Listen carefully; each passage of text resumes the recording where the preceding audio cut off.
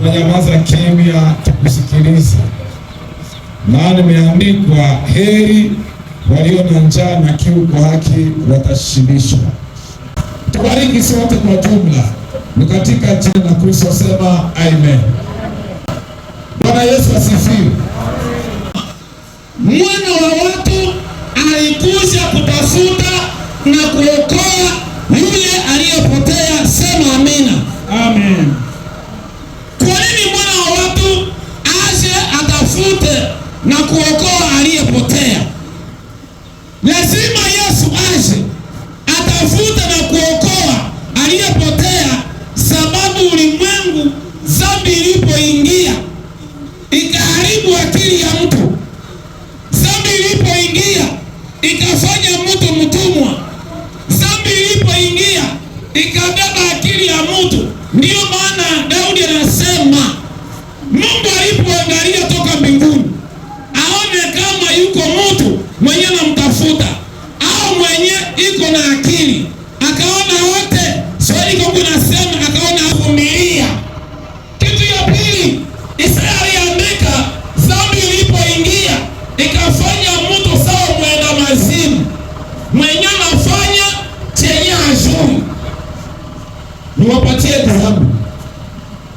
Dhambi ilipoingia mtu kama anakosewa Mungu, kuna wakati anasumbuka, wanamdanganya, wanamwambia sababu umeteseka au umesumbuka au haufanikiwe au umegonjwa au umeteseka, hiki kitu tunakupatia nacho kitakulinda, kitakuchunga, kitakusaidia. Ni yenyewe tunataka muhirizi. Sasa wakati wanapatia mtu hirizi, itakulinda, itakuchunga. Nimekuambia dhambi ilipoingia, Isaya alisema ikaharibu akili ya mtu.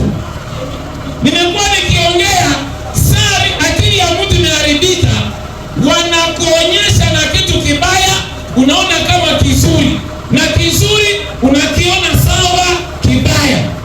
Nimekuwa nimeambia ukikosewa Mungu mumaisha, wanaweza kupatia kitu kikulinde, kikuchunge, na hii ndio wanaitaka hirizi. Lakini waulize, mtu akipewa hirizi wanakuambia hii itakuchunga, itakusaidia.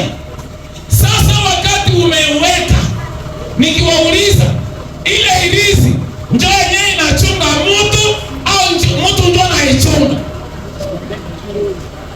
Mkwasikia? Walikupatia nayo ikufanye nini? Sasa pahali ikuchunga, wewe unafanya nini?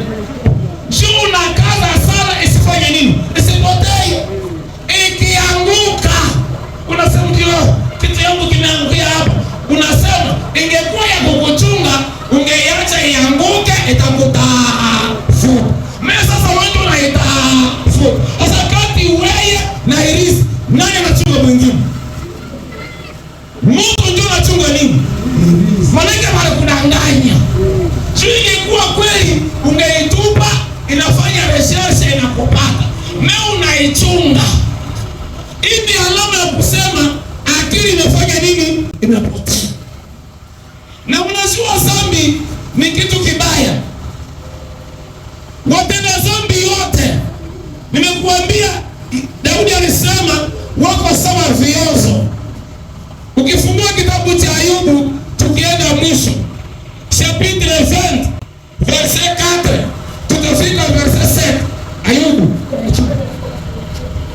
Ayubu, unajua dhambi ilipoingia ikaharibisha akili ya mtu.